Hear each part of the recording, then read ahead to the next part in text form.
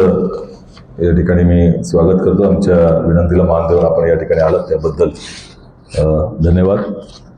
दोन महत्वाच्या विषयांवरती मी आज आपल्याला संबोधित करणार आहे आणि अतिशय गंभीर विषय आहेत. आजच माध्यमांमध्ये बातम्या काही आलेल्या आहेत की महावितरणनं अदानी पॉवर लिमिटेडकडनं 6,600 मेगावॅटची वीज खरेदी करण्याचा 25 वर्षाचा करार केलेला आहे आणि ते अदानी पॉवरच्या लिमिटेड या कंपनीनंच जाहीर केलं. आता यामध्ये 2 जुलै 2024चं माझं ट्विट मी आपल्या सगळ्यांना पाठवलेलं आहे. जी निविदा काढण्यात आली होती महावितरणकडनं त्यातल्या अटी जर पाहता हे स्पष्ट होतं की अदानी पॉवर लिमिटेड या कंपनीला हे कंत्राट द्यायचं आहे आणि त्याबद्दल तुम्ही जे माझं ट्विट मी जे पाठवलं त्याच्यामध्ये मी अदानी पॉवर लिमिटेड या कंपनीचं अदानींचं नाव देखील घेतलंय की ही सगळी निविदा जी झाली ती अदानींना देण्यासाठी झाली होती. याचं कारण असं की महावितरणच्या इतिहासामध्ये पहिल्यांदा निविदेमध्ये असं गृहीत धरण्यात आलं होतं की 5,000 मेगावॅटची सौर ऊर्जा आणि 1,600 मेगावॅटची औष्णिक ऊर्जा या दोन्ही ऊर्जा एकत्रित खरेदी करण्याचा त्यामध्ये घाट घातला गेला होता. असं कधी झालं नाही. औष्णिक ऊर्जा जर खरेदी करायचा करार वेगळा असतो, सौर ऊर्जा खरेदी करायचा करार वेगळा असतो, परंतु 6,600 मेगावॅटची एकंदरच संपूर्ण खरेदी ही औष्णिक आणि सौर मिळून करायची आणि तो देखील 25 वर्षाचा करार. म्हणजे याचं का मला आश्चर्य वाटलं की इतक्या मोठ्या प्रमाणामध्ये खरेदी करायची आणि 25 वर्षाच्या कराराची आवश्यकता काय लागली होती असा कुठला अहवाल आला होता. आणि त्यानंतर कंपनी एक अशी असली पाहिजे की जी कंपनी औष्णिक ऊर्जा पण बनवते आणि सौर ऊर्जा पण बनवते. म्हणजे सोलार ऊर्जेमध्ये देखील सोलार एनर्जीमध्ये पण ते असतील आणि थर्मल एनर्जीमध्ये पण ते असतील. आणि अशा मग कंपन्या कुठल्या की दोन्हीमध्ये काम करतायत. हे निश्चितपणे अदानीला देण्यासाठी अशा पद्धतीच्या निविदांमधल्या ज्या अटी टाकल्या होत्या जवळपास मार्गदर्शक जे तत्व आहेत त्यातली 19 मार्गदर्शक तत्व 19 अटी बदलण्यात आल्या होत्या. आणि मग हे प्रकरण वीज नियामक आयोगाकडे गेलं. वीज नियामक आयोगानं लगेचच सांगितलं होतं त्यावरती पहिल्या सुनावणीमध्ये की तुम्ही राज्य सरकारची हे जे मार्गदर्शक तत्वाचं उल्लंघन झालेलं आहे तुम्ही राज्य सरकारची परवानगी घ्या. परंतु मग 8 दिवसामध्ये काय झालं कळलं नाही. वीज नियामक आयोग पुन्हा सुनावणी घेतं. राज्य सरकारची त्या ठिकाणी परवानगीची आवश्यकता लागत नाही असं स्वतः जाहीर करून टाकतं आणि तुम्हाला त्या निविदेला परवानगी दिली जाते. आणि 2 जुलै 2024ला मी जे भाकीत केलं होतं की ही सगळी प्रक्रिया जी राबवण्यात आलेली आहे ती अदानी पॉवरला या ठिकाणी हे कंत्राट देण्याची आहे. 25 वर्षाचा करार करण्याची काय आवश्यकता आहे आजही सांगितण्यात आलेलं नाही. परचेस पॉवर अग्रीमेंट काय आहे, किती दराने ही वीज खरेदी केली जाईल त्याच्याबद्दल काही म्हटलं गेलेलं नाही. हे सगळं गुपित ठेवण्यात आलेलं आहे. त्यामुळे आम्ही आता जाहीर करण्याची त्या ठिकाणी मागणी करत आहोत महावितरणकडनं की किती पैशाच्या दरावर तुम्ही त्या ठिकाणी ही खरेदी करत आहात आणि त्यामधले जे काही तुम्ही जे काही अटी टाकलेल्या आहेत त्याचं काय झालेलं आहे. त्यामध्ये असं म्हटलं आहे की ज्या वेळेला महावितरणला गरज लागणार नाही त्यावेळेला देखील 100% पैसे या कंपनीला दिले जातील. आता त्याचं काय झालं. आणि ही कंपनी ज्या पद्धतीनं हे दिलं गेलेलं आहे याच्यामध्ये निश्चितपणे अनिती झालेली आहे. भ्रष्ट व्यवस्थेच्या पाठिंब्यावरती हे घडलेलं आहे. जी काही प्रक्रिया राबवली ती पूर्णपणे अपारदर्शक होती. त्यामुळे आमचं सरकार आल्यावरती याची निश्चितपणे आम्ही चौकशी करणार आहोत. याच्यात कोणत्या तऱ्हेची शंका नाही. परंतु याची उच्चस्तरीय चौकशी झाली पाहिजे ही आता मागणी त्या ठिकाणी आम्ही करत आहोत. जे ऊर्जा मंत्री आहेत ज्यांच्याकडे खाता आहे देवेंद्र फडणवीस साहेबांनी या संदर्भामध्ये स्पष्टीकरण दिलं पाहिजे तात्काळ. त्यांची भूमिका काय हे कारण त्यांच्या डिपार्टमेंटमध्ये हे झालेलं आहे. त्यामुळे 6,600 मेगावॅटची ही जी काही खरेदी केलेली आहे याचा भुर्दंड जनतेवर तर पडणार आहे परंतु संपूर्ण देशामध्ये केवळ मोदींच्या मित्रांना सगळं काही दिलं जाते त्यातला हा प्रकार आहे. धारावीचा प्रकल्प असेल मुंबईमधल्या जागा असतील किंवा ह्यामध्ये जी खरेदी आहे वीज खरेदी याच कंपनीला सगळं दिलं जातंय.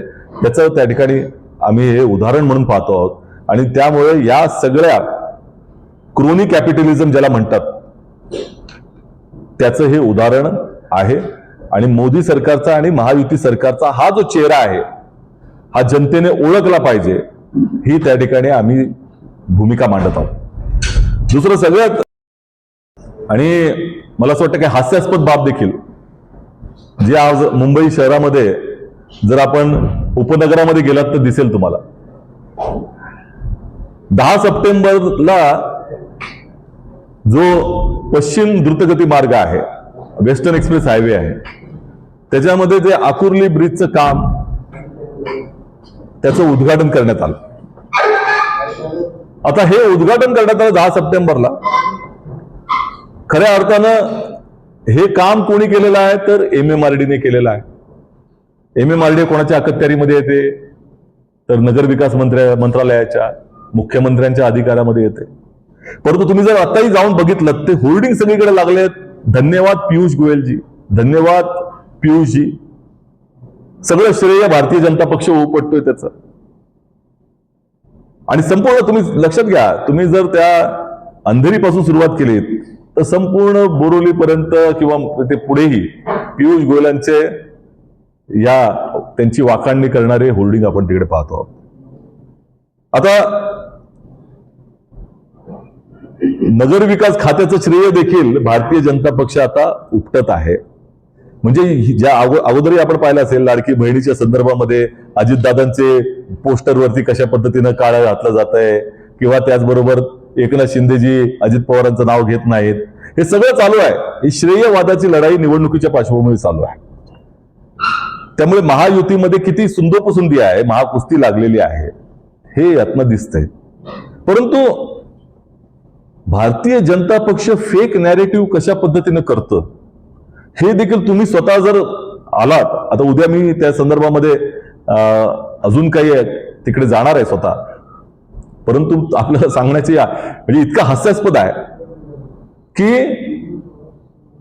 त्या होर्डिंगवरती म्हटलेल्या पियुष गोयलजींनी की 22 ऑगस्टला हे काम सुरू झालं, 22 ऑगस्ट 2024, आणि 10 सप्टेंबरला हे काम संपलं.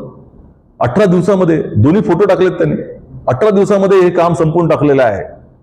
म्हणजे आश्चर्याचा धक्काच बसला आम्हाला की गेले 6.5 वर्ष जनता प्रचंड त्रस्त झाली. सगळे वाहन चालकांनी म्हणजे इतक्या पराकोटीचा 4-4 किलोमीटरची लाईन लागायची.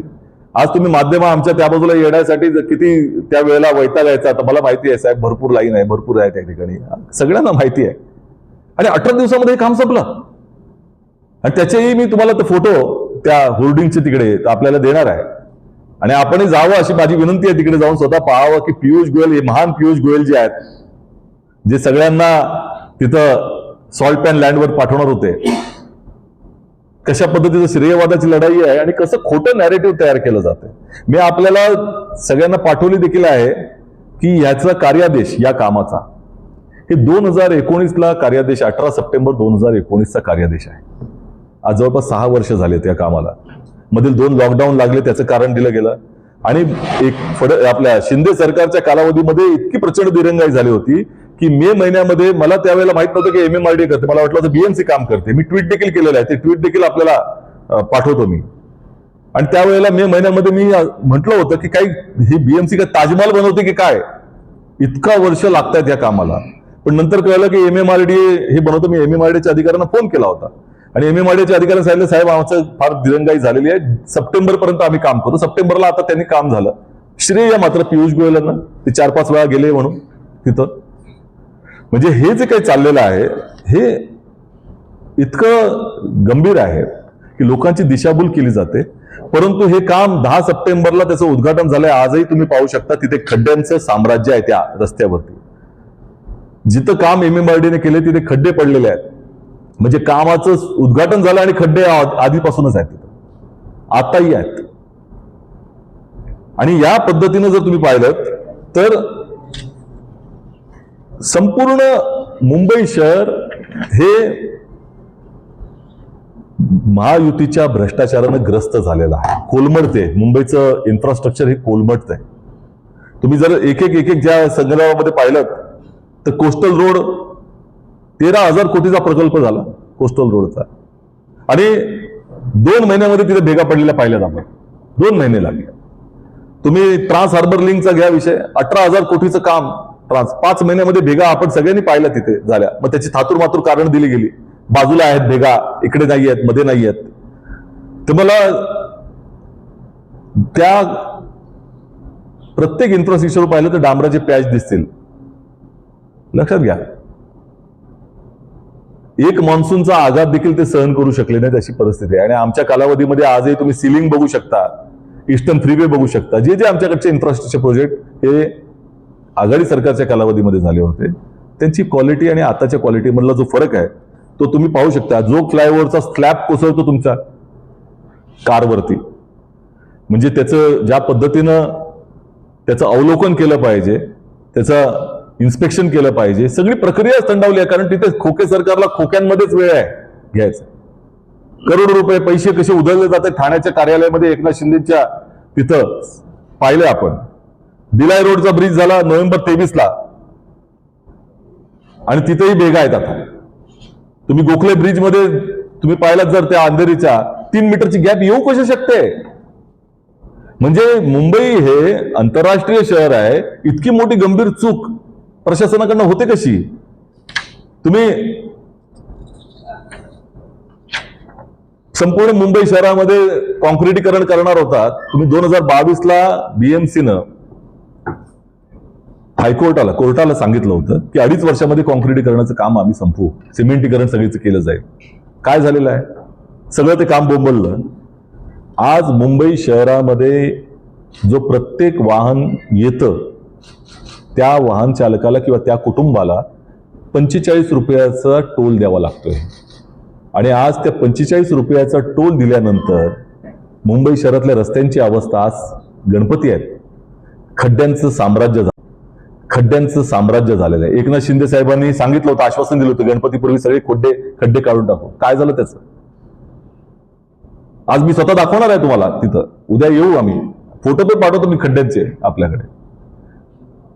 म्हणजे भ्रष्टाचार किती पराकोटीचा झालेला आहे हे निश्चितपणे दिसतंय. तुम्ही आता गडकरी साहेब, म्हणजे ही महायुती आणि भारतीय जनता पक्ष याचं दुसरं नाव ठेवलं पाहिजे की फसवणूक, खोटेपणा. होतं 2021 ऑक्टोबरला घोषणा आहे, मुंबई नाशिक रोडला आम्ही 5,000 कोटी रुपये देणार आहोत. मुंबई नाशिकच्या रोडची अवस्था बघा जाऊन तिथे.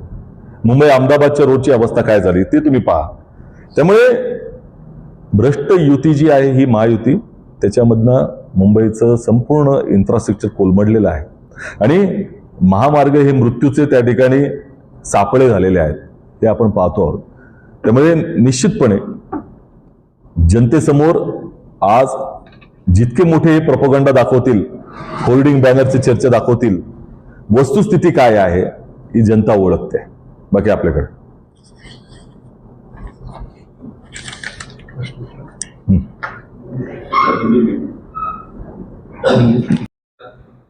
या 100 दिवसामध्ये पहिली गोष्ट आपल्याला आठवत असेल की पंतप्रधान मोदींनी निवडणुकीचा निकाल येण्याच्या आधी सांगितलं होतं की माझा 100 दिवसाचा रोडमॅप तयार आहे. काय रोडमॅप? 38 रेल्वेचे अपघात झाले यांच्या का 100 दिवसामध्ये. त्यानंतर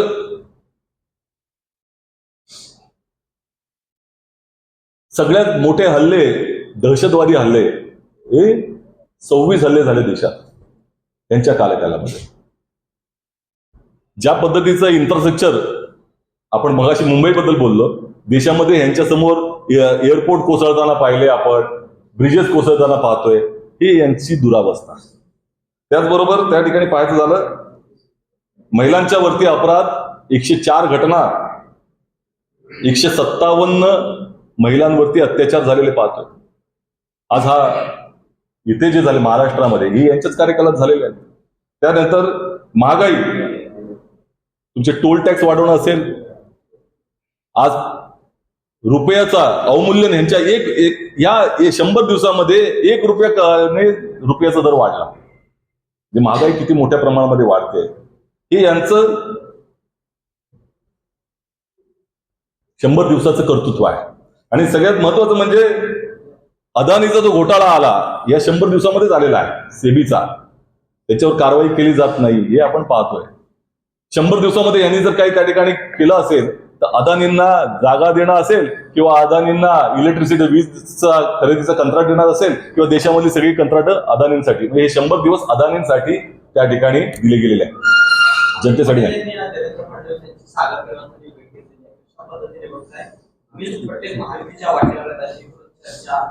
कोण नाही, दर्शनाला जाणं कोणाच्या घरी, त्याच्यामध्ये राजकारण प्रत्येक ठिकाणी आणू नये. त्या गणपतीच्या दर्शनाला जर जाणत असतील, मला असं वाटत नाही की त्याच्यावरती फार चर्चा करण्याची आवश्यकता आहे. पुण्यात गोळीबार, कोयता गँग, हिट अँड रनची घटना, पुण्यात विद्येचं माहेरघर म्हणणार पुणे, आता कसं झालं? महाराष्ट्राची सांस्कृतिक राजधानी, विद्येचं माहेरघर असणारं पुणे आज अपराधाची राजधानी केलेली आहे ह्या सरकारने. आणि आता गँग्स ऑफ वासेपूरच्या ऐवजी गँग्स ऑफ पुणेकर करावं, कळलं का? अशा तऱ्हेचं आता मला असं वाटतं चित्रपट निघाले पाहिजेत, मिर्झापूरच्या ऐवजी पुणेकर. त्यामुळे हे निश्चितपणे महाराष्ट्राला गुन्ह्याच्या साम्राज्यामध्ये त्यांनी ढकललेलं आहे. आणि गृहमंत्री म्हणून अत्यंत अकार्यक्षम अशा पद्धतीचे मंत्री देवेंद्र फडणवीसजी हे सिद्ध झालेले आहेत. त्यांच्या नेतृत्वाखाली महाराष्ट्रामध्ये गुन्हेगारीचं साम्राज्य वाढतंय हे यातनं दिसतंय. त्यामुळे ह्या सगळ्या घटनांचा आम्ही जाहीर निषेध करतो. Sir, as far as Pune is concerned,